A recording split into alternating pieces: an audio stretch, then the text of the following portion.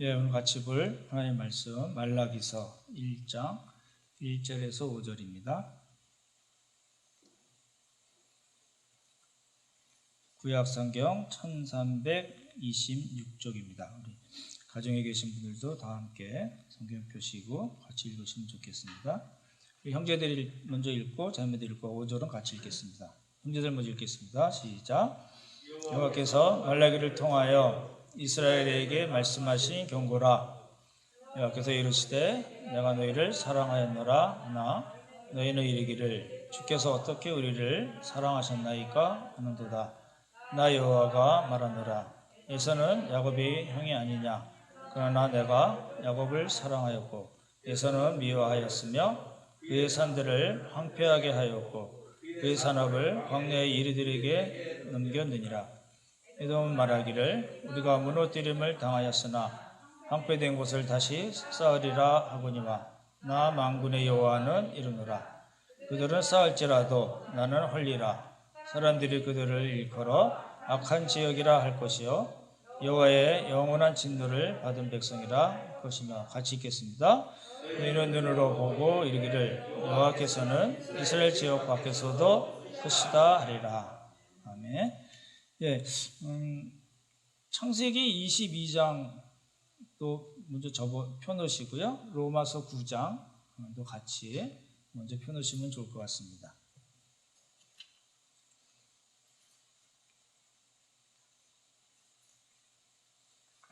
오늘은 이제 말라기서 강의 세 번째 시간입니다. 주께서 어떻게 우리를 사랑하셨나이까 두 번째 시간이고요. 이제 제 설교가 조금 어렵긴 한 것 같습니다. 근데 이제 오늘 설교는 조금 더 어려워요.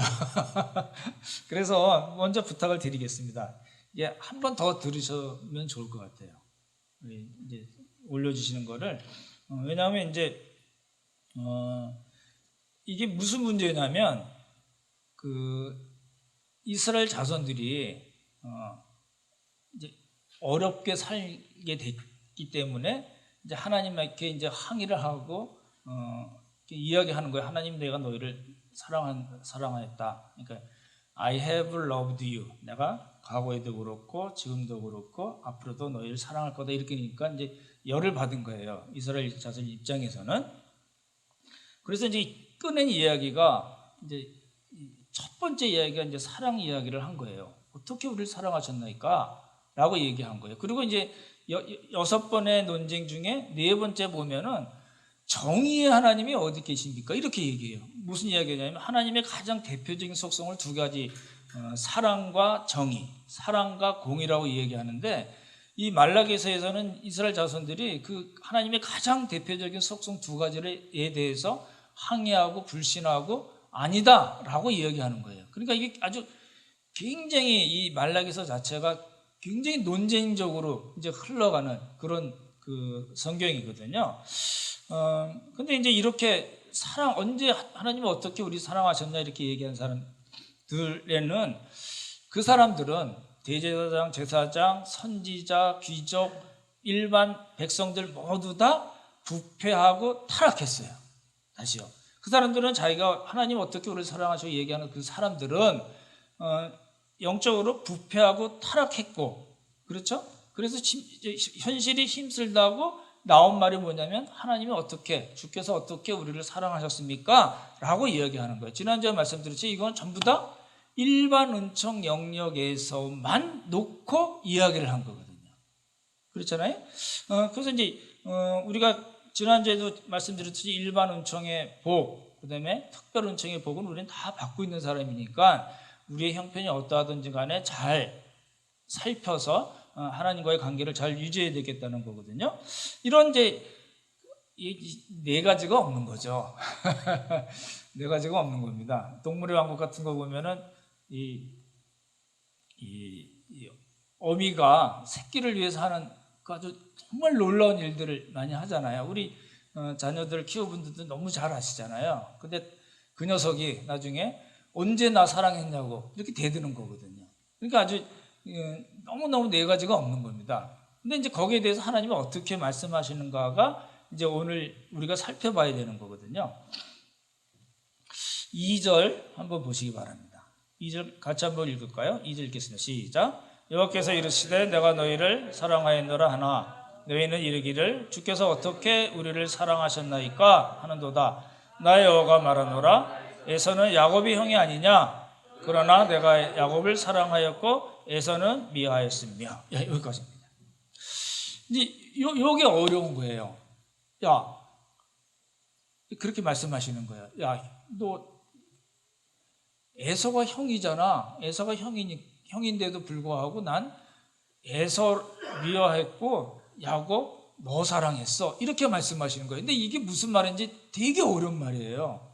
그냥 야곱은 사랑했고 에서는 미워했다. 그러니까 하나님이 야곱 이쁘게 보셔가지고 아이고 내 새끼 많이 줘야지. 그리고 복을 많이 주시고 에서 야 저런 놈 있어 나쁜 놈 치기. 너는 고생해. 이런 이야기가 아니에요. 감정적인 사랑을 이야기하고 있는 것이 아니라는 거거든요. 그러니까 이걸 잘 봐야 돼요. 이걸 어떤 관점에서 하나님께서 말씀하셨는가를 봐야 되는 겁니다. 이제 25장 창세기 25장을 좀 펴보시기 바랍니다. 이제 조금 설명을 먼저 드릴게요.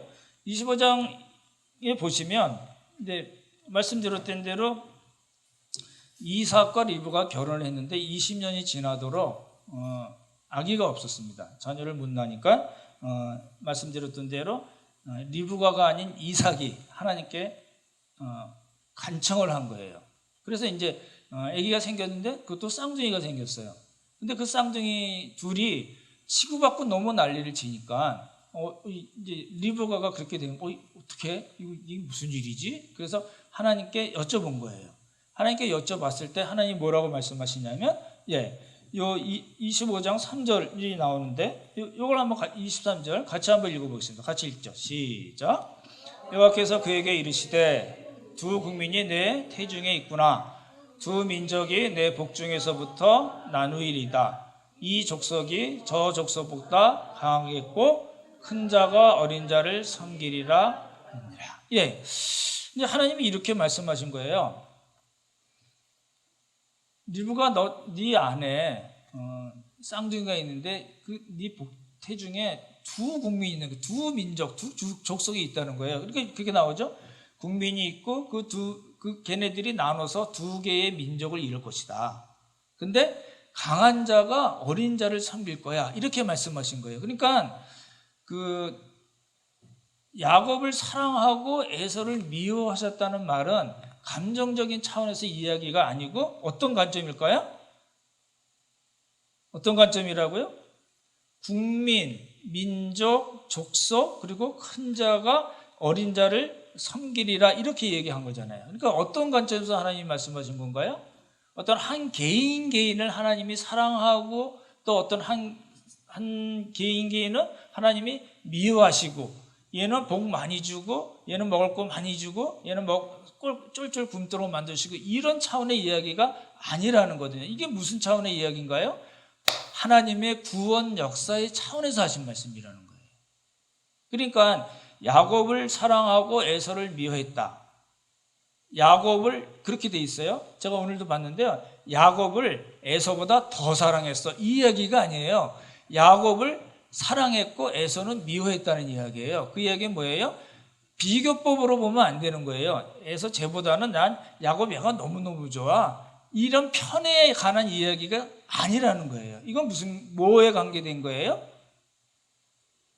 리브가의 복중에 두 국민이 있는데 나눠져서 두 민족을 이루고 한 민족이 강한 자가 어린 자를 섬길 거다. 이건 무슨 이야기냐면 어떤 관점에서 하나님 말씀하신 거냐면 구원 역사의 관점에서 하신 것이다. 이걸 먼저 꼭 기억을 해주시면 좋을 것 같습니다. 그러니까 야곱과 에서는 개인이기도 하지만 그렇죠? 한 민족을 대표하는 겁니다. 야곱은 누굴 대표해요? 이스라엘 대표하고 에서는 누굴 대표해요? 에돔 족속이죠. 그렇죠? 사해 밑쪽에 살았던 에돔 족속을 대표하는 겁니다. 이걸 이제 제후법이라고 합니다. 어떤 작은 것 하나로 전체를 나타내는 그런 방법을 이제 제후법이라고 그러거든요. 이제 요 창세기 25장 23절 요 말씀하고 우리가 읽었던 말라기서 1장에 나오는 야곱을 사랑했고 에서는 미워했다는 말을 누가 인용하냐면 바울이 인용합니다. 로마서 9장을 한번 보시기 바랍니다.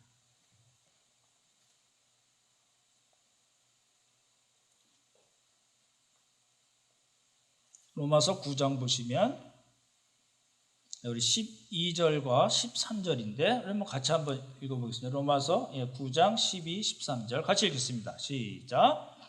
유다에게 이르시되 큰 자가 어린 자를 섬기리라 하셨나니 기록된 바 내가 야곱은 사랑하고 에서는 미워하였다 하신과 같으니라. 이건 뭐예요? 지금 잘 보십시오. 로마서 자체가 뭐에 관계된 거죠? 8장부터 12장까지는 11장까지죠. 아니죠. 1장부터 8장까지는 구원의 도리, 우리가 어떻게 구원을 받을 수 있는가, 하나님이 유대인과 이방인 관계없이 예수 그리스도를 보내셔서 하나님의 백성들을 구원하셨다 하는 그 구원의 도리에 대한 것을 이야기하고, 그렇죠? 1장부터 8장까지가, 그리고 12장부터 16장 마지막까지는 그런 구원받은 백성이 어떻게 살아야 되는가를 말씀하시면서 그 중간에 9, 10, 11장에서 뭘 말씀하셨는가를 봐야지 우리가 지금 보고 있는 야곱을 사랑하고 에서는 미워했다는 말을 이해할 수 있거든요. 로마서 9장, 10장, 11장은 뭐에 관계된 거냐면 역시 하나님의 구원 역사에 관계된 말씀이에요. 하나님께서 한번 맺으신 언약, 그거는 끝까지 하나님께서 지키시는 분이셔 라고 언약의 신실성, 하나님의 언약의 신실성에 관계된 이야기예요. 그리고 또 한 가지 중요한 건 뭐냐면 하나님의 주권에 대한 이야기를 하시는 거예요. 뭐라고요? 다시요. 로마서 9장, 10장, 11장은 하나님의 구원 역사에 관계된 그거를 설명을 한 거고, 그렇죠? 로마서는 원래 그게 포인트가 있잖아요. 그리고 하나님이 한번 약속을 하셨는데 중간에 얘네들이 전찮게 말을 안 듣고 불순종하고 이런다고 에이 나 안 해, 언약 깨버려, 이런 게 아니고 그 한번 언약하신 것을 어떻게 해요? 끝까지 갖고 가신다. 그렇죠? 그리고 중요한 건 뭐냐면 하나님의 주권에 대한 이야기예요. 그래서 나온 이야기가 토기장의 이야기가 9장, 10장, 11장 가운데 나오는 거예요. 그러니까 토기장이가 흙덩어리가 있는데 하나는 귀 쓸 것으로 만들고 하나는 천이 쓸 것으로 만드는데 저 그릇이 왜 우리를 이렇게 난 귀하게 만들고 왜 난 천하게 만들었냐고 얘기할 수 있느냐? 그렇지 않다. 하나님은 절대적인 주권을 갖고 계신 하나님이시다를 이야기해요. 그렇죠? 근데 오해하시면 안 되는 게 천이 쓸 그릇이라고 하나님께서 버리시는 그릇이 아니에요. 평상시 편하게 쓸 그릇, 아니면 어떤 때 특별한 때 쓰는 좋은 그릇, 이렇게 하나님이 만드셨다는 얘기인데 그 그릇에 포인트가 있는 것이 아니라 토기장이 하나님께서 그렇게 만드신 그 하나님이 어떤 분이냐? 절대적 주권을 갖고 계신 분이다. 근데 그 절대적 주권을 갖고 계신 분이 한 번 약속한 것은 끝까지 지키신다. 그래서 하나님은 지금도 구원 역사를 행하고 계시다라고 이야기하는 게 로마서 9장, 10장, 11장의 이야기거든요. 그 가운데 어떤 이야기가 나왔어요? 내가 야곱 큰 자가 어린 자를 섬길 거다라는 창세기 25장 말씀을 인용하고, 그리고 내가 야곱은 사랑하고 에서는 미워했다는 말라기서 1장 말씀을 인용을 한 거예요. 그러니까 야곱은 사랑하고 에서는 미워했다는 말은 창세기에는 없어요. 그러니까 큰 자가 어린 자를 섬기겠다. 그리고 말라기서 1장에 나온 야곱은 사랑하고 에서를 미워했다는 걸 바울이 두 창세기 구절과 말라기 구절을 인용해서 하나님이 어떤 분이신가를 설명할 때 쓴 말이에요. 이해가 되셨으면 좋겠네요. 그래서 이제 여러분이 4개의 단어를 꼭 기억해 두시면 좋겠습니다. 첫 번째, 주권적 선택. 뭐라고요? 주권적 선택. 그리고 그 주권적으로 하나님이 자기 백성을 선택하시고 어떻게 하셨어요? 언약 백성. 그 선택한 사람은 뭐라고요? 언약 백성이에요. 그리고 그 언약 백성에게 뭘 하나님이 베푸시냐면 언약적 사랑. 뭐라고요? 언약적 사랑. 그리고 그뿐만 아니라 하나님의 구원 역사의 주인공으로 삼으신 거예요. 그게 4번째예요. 다시 한번요. 잘 보십시오. 하나님이 어떻게 하셨어요? 처음에 선택하셨어요. 주권적 선택이라고 얘기하잖아요. 선택을 하셨어요. 그리고 뭘로 삼으셨어요? 하나님의 언약 백성으로 삼으신 거예요. 그 언약 백성에게 뭘 베푸세요? 언약적 사랑. 언약적 사랑이라는 것은 변함없는 사랑이에요. 그렇죠? 오늘 우리가 찬양 드렸잖아요. 변함없는 사랑을 하나님께 하시겠고, 그리고 그 사람들을 택하고 언약 백성으로 삼으시고 사랑할 뿐만 아니라 뭘 하신다고요? 예, 하나님 나라의 확장, 구원 역사의 주인공으로 삼으셨다. 이 네 개를 꼭 기억하셔야 돼요. 선택하셔서 백성으로 삼으시고 사랑을 베푸시고 구원 역사의 주인공으로 삼으셨다. 이게 이제 중요한 이야기거든요. 요거를 이제 그렇게 하신 거예요. 창세기 25장에서는 하나님께서 그런 방식으로 리브가에게 말씀하신 거예요. 일종의 예언이고 계시고 축복의 말씀이에요. 그렇잖아요. 그리고 이제 말라기에서 야곱을 사랑했다 요 말이 나온 거거든요. 보십시오. 그러니까 지금까지 말씀드렸던 내용들은 다 뭐냐면 이스라엘 백성들이 현실적으로 힘드니까 주께서 어떻게 우리를 사랑하셨나이까 라고 항의를 할 때 요 말씀, 야곱을 내가 사랑했어, 내가 야곱을 사랑했어 라는 말에는 뭐가 포함이 되어 있냐면 선택하시고 백성으로 삼으시고 사랑을 주시고 구원 역사의 주인공으로 내가 삼았어 라고 얘기하셨으니까, 그러니까 요 말씀을, 야곱을 사랑하셨다는 말씀을 어떤 관점에서 봐야 돼요? 내가 하나님 말씀하시는 거예요. 내가 어떻게 구원 역사를 이제 진행시킬 거야 라는 거를 알려주신 거예요. 무슨 말씀인지 되시나요?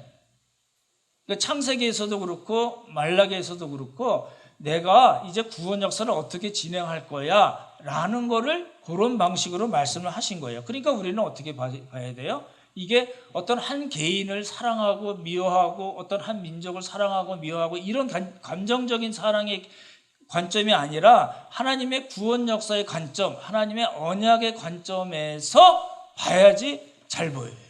그래야지 정확히 보게 되는 거예요.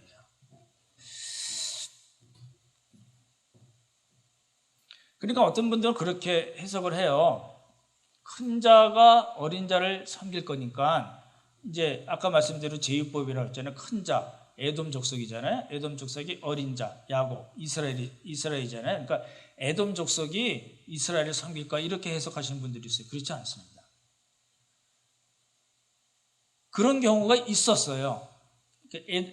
다윗 때나 다윗이 이스라엘의 힘이 강할 때는 에돔뿐만 아니라 모압 완문을 다 지배했을 때가 있었어요. 그러다가 어떤 때는 요 민족들이 막 치기도 하고 서로 치고받고 했어요. 그리고 그게 언제까지 가냐면 우리가 잘 아는 헤롯 때까지 간 거거든요. 그러니까 이 역사적으로 보면 그게 문자적으로 이루어진 일이 아니에요. 그러니까 큰 자가 어린 자를 섬기리라라는 거를 에돔 족속이 이스라엘 족속에게 종이 돼서 이제 그 이스라엘을 위해서 살게 될 거야 이렇게 해석하면 안 된다는 거고요. 야곱을 사랑하고 에서를 미워했던 말도 역시 마찬가지로 아까 말씀드렸던 대로 하나님은 얘네들은 너무너무 사랑해서 잘 먹고 잘 살게 해주고 에돔 족속 쟤네들은 말도 안 듣고 못된 놈들이니까 못 살게 하고 이스라엘을 섬기게 만들 거야 이렇게 해석하시면 해석의 방향을 잘못 잡은 거예요. 그러니까 우리는 어떻게 해석의 방향을 잡아야 돼요? 야곱을 사랑하셨다는 걸 어떤 관점에서 봐야 돼요? 하나님의 구원 역사라는 관점에서 봐야지 정확하게 본다는 겁니다. 잘 이해가 되셨으면 좋겠습니다. 25장, 창세기 25장 7절하고 11절 한번 보시기 바랍니다. 조금 더 구체적으로 설명을 드릴게요. 창세기 25장입니다. 7절에 보시면 제가 읽어드릴게요. 아브라함의 향년이 몇 세라고요? 175세라 그렇게 돼 있고, 그리고 11절을 한번 보시면 같이 읽어보죠. 우리 가정에 계신 분들도 같이 읽었으면 좋겠습니다. 시작. 아브라함이 죽은 후에 하나님이 그의 아들 이삭에게 복을 주셨고 이삭은 베엘라 헬로이 근처에 거주하였더라. 요게요 무슨 말일까요? 하나님이 이제 스토리가 그렇게 되는 거예요. 아브라함이 죽어서 이제 막벨라굴에 장사가 지내졌어요. 그리고 나서 11절에 보면 하나님이 이삭을 어떻게 하셨어요? 이삭에게 복을 주셨어요. 뭐가 탁 떠올라야 될까요? 이 시간적으로 안 맞아요. 창세기 기자가 잘못 쓴 것 같이 보여요. 시간적으로 안 맞아요. 잘못 쓴 건 아닌데 그렇게 보여요. 왜 그러냐면 보십시오. 시간 계산을 조금 해볼게요. 이삭이 날 때가 아브라함이 몇 살이죠? 계산을 잘 하셔야 되는데 이삭이 응애 하고 하나님께서 주셨어요. 그때가 아브라함이 몇 살이죠? 100세 때 얻은 아들이에요. 근데 요 이삭이 몇 살에 결혼했냐면 40살에 결혼했어요. 40에 결혼했으니까 그때 아브라함은 몇 살이었을까요? 140. 그렇죠? 근데 그 쌍둥이를 낳았을 때가 이삭이 몇 살이었냐면 25장 맨 끝에 보면 몇 살이요? 60이에요. 60에 얻었어요. 그때 얻었을 때 아브라함은 몇 살일까요? 그러니까 40에서 60이니까 20을 더하시면 되잖아요. 그렇죠? 그럼 몇 살이에요? 160인데 몇 살에 죽었어요? 175살에 죽었어요. 그러니까 아브라함은 이삭의 아들 두 쌍둥이 에서와 야곱을 봤을까요? 못 봤을까요? 예, 15년 동안 봤어요. 그렇게 계산이 되죠. 계산이 되시죠? 그렇죠? 예, 그렇게 계산을 하는 겁니다. 근데 왜 아브라함이 죽은 것처럼 죽었다고 이야기하고 그리고 이삭이 자식이 없어서 하나님께 기도했더니 쌍둥이를 주셨어. 그렇게 왜 표현을 했을까요? 조금 이상하게 표현한 거거든요. 이렇게 기록한 이유는 뭐냐면 아브라함은 창세기 12장부터 22장까지 주인공이에요. 다시요.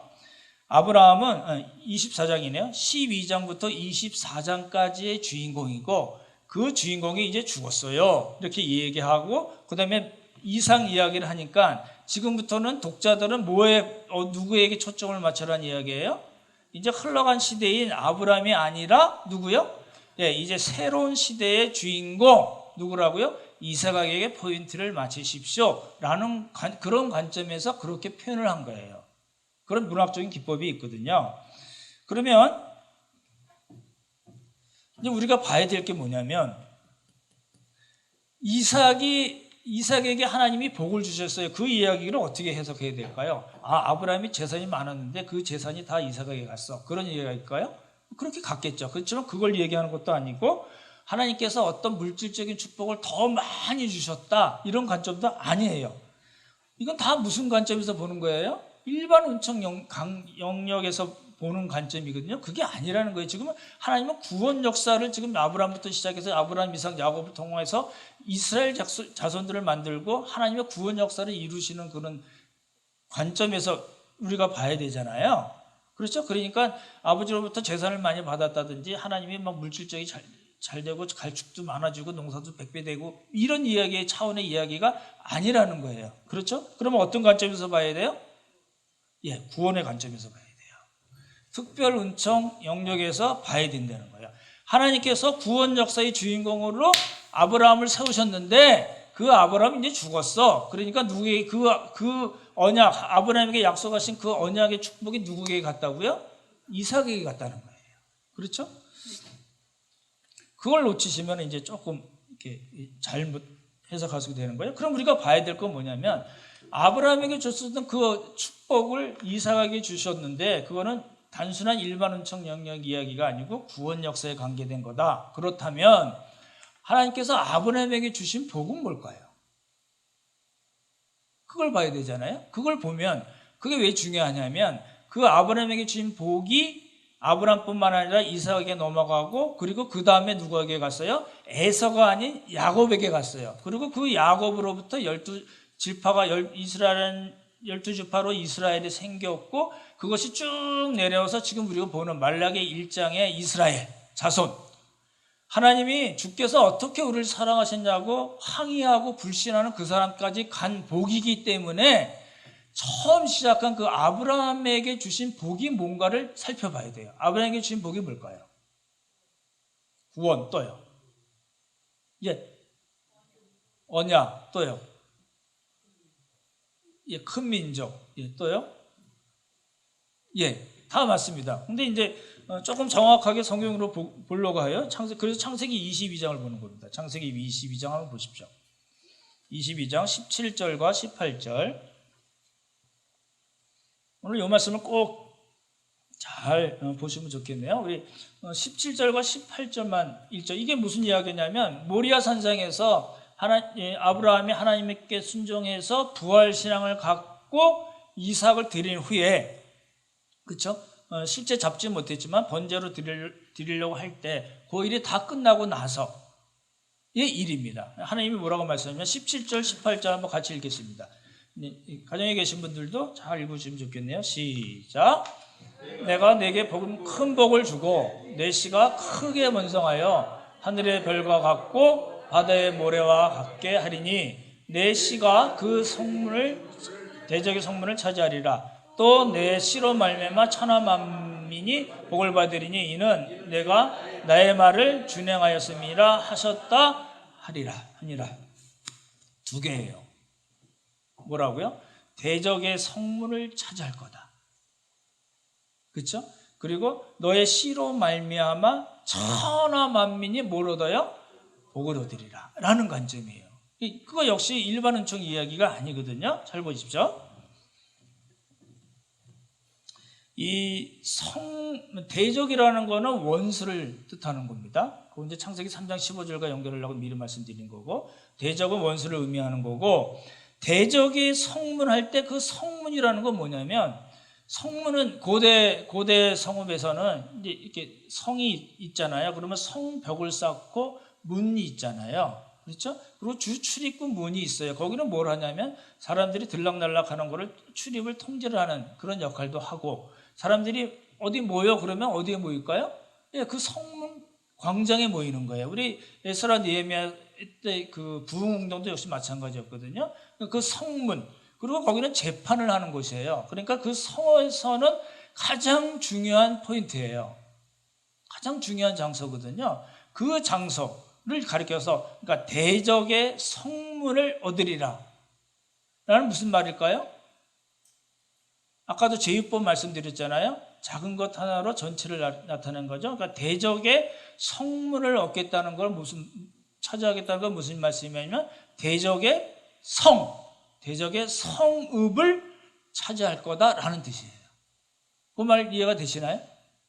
작은 것 하나로 큰 거를 전체를 나타내는 게 제유법이라고 그랬는데, 대적의 성문을 얻겠다는 것은 대적의 성 그 자체를 얻겠다는 뜻입니다. 무슨 말씀이 되시죠?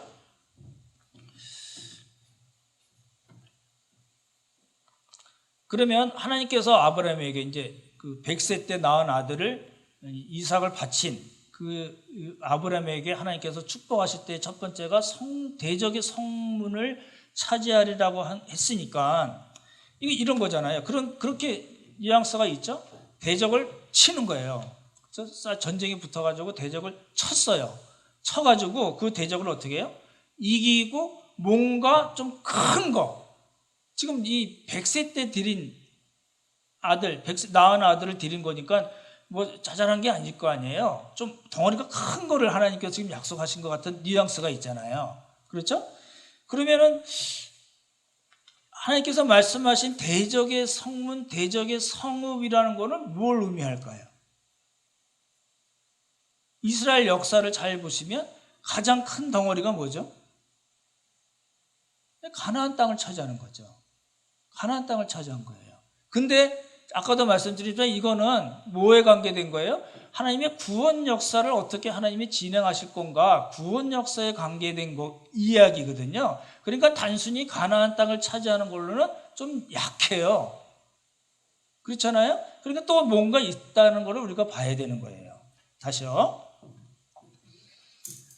그래서 조금 어렵다는 건데 이것만 잘 이해하시면 좋을 것 같아요. 첫 번째, 대적의 성문을 차지한다. 그렇죠? 근데 대적의 성문만 차지하는 것이 아니라 이게 무엇과 연결돼서 하나님 말씀하셨죠? 너의 씨로 말미암아 천하 만민이 복을 얻으리라는 이것과 연결이 되어 있는 거예요. 다시요. 제가 이제 설교 원고를 한참 전에 써놓고 정리하고 다 됐어요. 그래서 프린트까지 다 하고 이제 이렇게 철도 다 하고 그랬는데 또 보니까 이렇게 설명하면 너무 우실 것 같아서 막 고민이 돼서 또 이렇게 다뤘더니 손으로 다 썼어요. 페이지 다 써가지고 오늘 설교 드리는 건데 무슨 이야기냐면 대적의 성문을 차지한다는 거는 따로 해석하면 안 되고 그거를 목각 지금 그렇게 돼 있잖아요. 하나님 복을 주실 때 내 씨가 내 씨예요. 내 자손이에요. 내 씨가 그 대적 그가 붙었네요. 누군가를 지정한 거거든요. 그 대적의 문, 그 대적의 성문을 차지할 거다.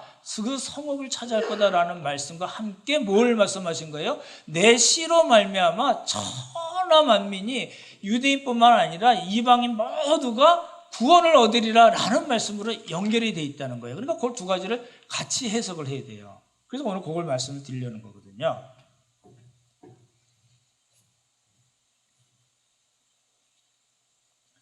대적의 성문을 차지하게 하시겠다는 것은 첫 번째는 역사적으로는 짜잘한 겁니다. 가나안 땅을 정복하게 하신 게 맞습니다. 근데요, 잘 보십시오.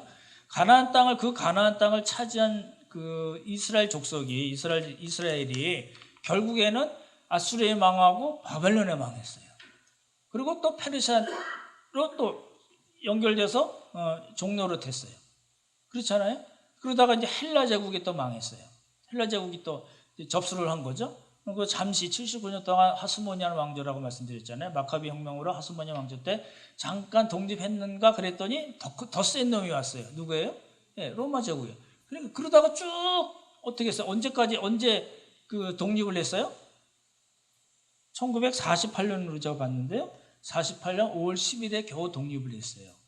그러니까 내 대적의 성문을 차지하라는 그 말씀이 문자적으로 이루어졌을까요? 그렇게 보면 안 되는 거예요. 그러니까 하나님께서 언약 백성으로 삼으신 그 이스라엘이라는 민족과 지금 우리가 알고 있는 이스라엘이라는 국가는 다릅니다. 동일시 여기면 안 되는 거거든요. 근데 그렇게 복음 얘기하시는 분들이 많은데 그렇지 않습니다. 그러니까 이거는 문자적으로는 전혀 이루어지지 않은 약속이에요. 그러면 하나님이 갑자기 이게 아브라함이 말 잘 듣고 이삭까지 바치고 하나님 사랑한다는 걸 알고 부활신앙 가져서 기분이 업돼가지고 야 기분 째진다. 너 성읍의 문을 차지할 거야. 이렇게 말씀하셨을까요? 그렇지 않잖아요. 그렇죠? 그러면 이걸 이제 어떤 방식으로 우리가 봐야 되는 거를 말씀을 드릴게요. 이걸 잘 들으시면 좋겠네요. 이제 제가 그렇게 말씀드릴 거예요. 예수님이 오셔서 초림에 이제 항상 그거잖아요. 구약 역사는 그 시대나 한참 지내서 시대에 대한 이야기, 그리고 결국은 초림에 대한 이야기, 그리고 궁극적으로 예수님의 재림, 하나님 나라 완성, 새 하늘과 새 땅에 관계된 거잖아요. 그러니까 구약을 해석할 때 그렇게 말씀드렸잖아요. 이렇게 무슨 말씀인지 아시죠? 그죠? 예, 그렇게 봐야 되니까 이제 연결해서 이제 우리가 생각을 해야 돼요. 누가복음 한번 보시기 바랍니다. 누가복음 10장 17절 한번 보시면 제가 읽어드릴게요. 그냥 설명만 드릴게요. 이제 예수님의 사역 말기에 70인들이 보내셔서 전도단을 파송하셨어요. 그랬더니 이 사람들 돌아와서 주의 이름으로 귀신들이 항복해요. 뭐 이렇게 놀란 거예요. 그랬더니 예수님이 뭐라고 그러셨어요? 봤어. 나 다 봤어. 내가 다 알지. 너희들이 복음 전하고 그럴 때 귀신들이 항복하고 그럴 때 사단이 하늘로부터 번개같이 떨어진 걸 내가 봤어. 예수님이 그렇게 말씀하신 거예요. 이게 무슨 뜻일까요? 이건 무슨 이야기냐면 초림으로 인해서 어떤 일이 일어났냐면 이제 전쟁이 이미 시작이 됐고 부분적인 승리를 하고 있다라는 거예요. 다시요. 왜냐하면 지금 십자가 이전이거든요. 예수님의 사역 시기니까 이거를 최종적인 승리로 이야기할 수 없습니다. 귀신들이 항복하고 사단이 떨어지고 그건 이제 사단의 패배가 시작이 됐다는 이야기거든요. 그러니까 영적 전쟁의 관점에서 보면 이거는 어떤 거예요? 이제 뭐예요? 예수님 말씀하신 대로 이 승리하고 있다라는 뜻이고, 그렇죠? 그걸 먼저 보셔야 되고, 그 다음 걸 보시면 창세기 3장 15절 보십시오. 여기 뭐라고 말씀하셨냐면 여자의 후손이 내 머리를 상하게 할 거다. 여자의 후손은 누굴 가르쳐요? 그리스도, 예수 그리스도를 가르치는 거거든요. 예수 그리스도께서 사단의 머리를 상하게 하세요. 무슨 뜻일까요? 이거는 부분적인 그런 승리가 아니고 예수 그리스도의 십자가에서의 대속적인 죽음과 부활을 의미하는 거거든요. 그걸로 어떻게 됐어요? 이제 사단의 머리를 깨부셨다라는 뜻이에요. 그러니까 이거는 그렇다고 이거는 궁극적인 승리는 아니에요. 제가 그렇게 말을 붙였는데 결정적인 승리를 의미하는 거예요. 부분적인 승리가 있다가 예수님의 십자가의 사역과 부활로 인해서 이제 뭐가 왔어요? 결정적인 승리가 왔다. 뱀의 대가리를 깨부시는, 아직 죽지는 않았어요. 이놈이 한참 가요. 그렇지만 결정적인 승리를 이루셨다라는 뜻이에요. 그렇죠? 그러면 그 다음 사건은 뭘까요? 이제 예수님이 승천하시죠. 예수님의 비하와 승기라고 그러는데, 이제 올라가면 사도행전 2장을 한번 보십시오. 사도행전 2장 보시면 다윗이 예언을 했어요. 다윗이 예언한 거거든요. 이게 이제 시편 110편을 인용한 거예요. 시편 110편에 다윗이 예언이 나오고 그거를 베드로가 이 오순절 성령 사건 때 설교하면서 인용을 한 거예요. 그러면 뭐라고 얘기하냐면, 다윗은 하늘에 올라가지 못했으나 친히 말하여 이르되 주께서 내 주에게 이르되 성부 하나님께서 성자 예수님께 이르시기를, 이 얘기예요. 뭐라고 말씀하셨냐면 내가 내 원수로 내 발등상이 되게 하기까지. 잘 보십시오. 하나님께서 예수님께 그렇게 말씀하신 거예요. 그 원수들을 내 뭘로 삼아요? 발등상. 그래서 오늘 발등상 보여드린 거예요. 전에 말씀드렸잖아요. 그 발등상 뭐예요? 전쟁에서 승리한 거예요. 그래서 적군의 왕을 어떻게 해요? 모가지를 팍 밟는 거예요. 그 사건을, 그 여호수아 10장에 나오거든요. 그 사건을 기록하기 위해서 그 발판이라고 그러잖아요. 푸스토레라고 그럽니다. 이렇게 놀 때 이렇게 편하게 하는 거 있잖아요. 거기다 새겨 놓는 거예요. 그 전쟁에서 이긴 이야기들을. 그래서 이 적군이, 대적들이 묶인 것도 나오고, 나는 언제 어떻게 해서 이놈들을 다 깨부셨어 라고 이야기할 때 쓰이는 게 뭐예요? 발판, 발등상이에요. 그러니까 이렇게 하나님께서 성자 예수님께 말씀하신 거예요. 내가 내 원수, 대적, 사탄을 의미하잖아요. 대적들을 어떻게 해요? 내 발등상으로 만들기까지. 뭐예요? 이제 최종적인 승리가 올 때까지 너는 내 우편에 앉아라. 내 우편에 앉아서 안다는 그냥 앉아있다는 의미가 아니고 통치의 의미거든요. 그러니까 지금은 예수님은 하나님 우편에 앉으셔서 여전히 우리를 통치하시고 온 세상을 통치하시는 분이세요. 근데 그게 궁극적인 승리, 완전한 승리로 오는 건 언제예요? 하나님께서 원수들을 완전히, 우리 계시록식으로 표현하자면은 유황불에 다 집어 쳐넣어서 꼼짝 못하게 영원토록 만드실 그날을 의미하는 거예요. 그러니까 부분적인 승리와 결정적인 승리, 그리고 궁극적인 완전한 승리라는 거예요. 그렇죠? 그런 관점에서 우리가 봐야 된다고 합니다. 그거를 뭐라고 얘기해요? 내 대적의 성문을 차지하리라 라는 뜻이 그 뜻이에요. 다시요. 지금 하나님께서 아브라함에게 축복하시면서 하신 말씀은 잘 보십시오. 축복이기도 하고 약속이기도 하고 예언이기도 하고 계시이기도 해요. 다시요. 축복, 약속, 언약, 예언, 계시 차원에서 내 대적의 성문을 차지하리라 라고 말씀하신 거예요. 그게 누구로 인해서 성취가 됐어요? 예수님으로 인해서 부분적으로 성취되고, 그리고 마지막 때 완전하게 성취될 거다라는 이야기예요. 되시죠? 그게 되시면 성문을 차지하라는 말씀이 뭔가가 이제 이야기가 될 거고, 그러면 아까 말씀드렸던 대로 내 대적의 성문을 차지하라는 거는 뭐와 같이 연결해서 봐야 된다고요? 내 씨로 말미암아 천하 만민이 복을 얻으리라, 천하 만민이 구원을 얻으리라는 그 말씀과 같이 연결해서 생각을 해야 돼요. 그렇죠? 창세기 12장 3절에 보면 그렇게 나와 있어요. 땅의 모든 족속이 너로 말미암아 복을 얻으리라 이렇게 얘기했는데 창세기 22장에는 바뀌어요. 너로 말미암아가 아니고 뭐예요? 내 씨로 말미암아, 내 후손, 내 자손으로 말미암아 땅에 있는 모든 백성들이 복을 얻으리라 이렇게 표현이 되어 있어요. 이게 똑같죠? 역사적으로 보면 이스라엘 때문에 아브라함, 이삭, 야곱 그리고 그렇게 생겨난 이스라엘 때문에 이방 민족이 복을 얻은 일이 없지는 않아요. 그런데 굉장히 미미합니다. 복을 얻은 경우는 어떤 경우냐면 출애굽 당시에 같이 나온 많은 잡족들이 있었어요. 이스라엘에게 다 흡수가 됐거든요. 그래서 하나님의 백성이 됐을 거고, 그리고 우리가 잘 아는 기브와 성읍 사람들 아시죠? 여호수아 때 기브와 성읍 사람들이 거짓으로 조약을 맺어가지고 목숨을 살았거든요. 그게 어디까지 가요?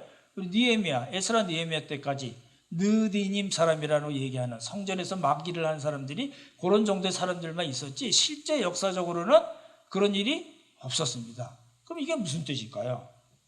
이것도 역시 하나님이 기분이 업돼가지고 야, 너 대단해. 내 말을 그렇게 잘 들어. 그럼 너 내 자손이 천한 만민에게 복을 주는 사람이 될 거야. 이렇게 얘기하신 걸까요? 그 뜻이 아니잖아요. 그렇죠? 여기서 아브라함의 씨라는 건 누굴 가리켜요? 아브라함의 자손 누구요? 예수 그리스도를 가르치는 겁니다. 갈라디아서 한번 보시기 바랍니다. 갈라디아서 3장인데요. 이 약속들은 아브라함과 그 자손에게 하신 말씀입니다. 그러니까 아브라함 언약을 지금 누구에게 얘기하셨어요? 아브라함에게도 얘기하시고 누구에게 얘기하셨어요? 그 자손에게 말씀하셨는데 이거는 자손은 뭐예요? 여럿을 가르치는 게 아니라 한 자손을 가르치는 거예요. 그게 누구라고요? 그리스도. 그러니까 아브라함에게 말씀하신 다시요. 축복의 말씀, 언약, 예언, 계시. 다시요. 제가 드리는 말씀을 좀 잘 기억해 두시면 좋겠네요. 축복의 말씀, 약속, 언약, 예언, 계시. 그죠? 누구에 관계된 거예요? 예, 포인트가 어디에 있어요? 하나님의 구원 역사의 가장 정점에 누가 계세요?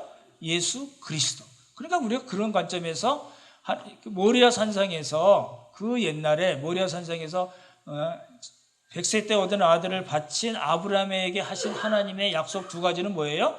대적의 성문을 차지할 거고 내 씨로 말미암아 천하 만민이 부복을 얻을 거야 라고 얘기한 거는 예수님으로 인해서 다 성취가 됐다라는 겁니다.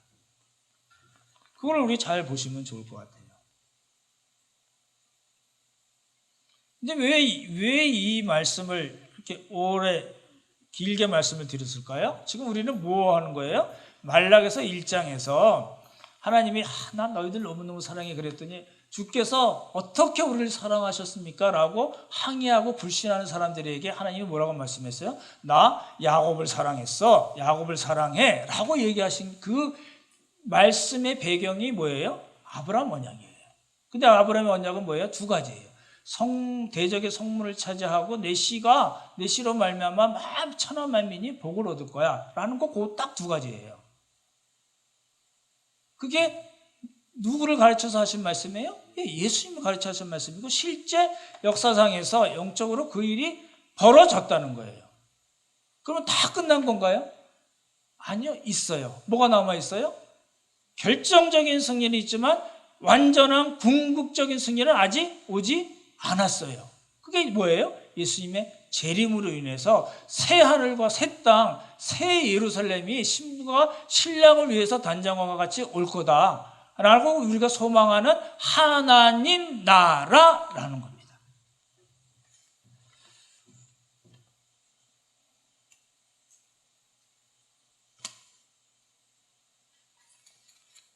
오늘 말씀을 정리하겠습니다.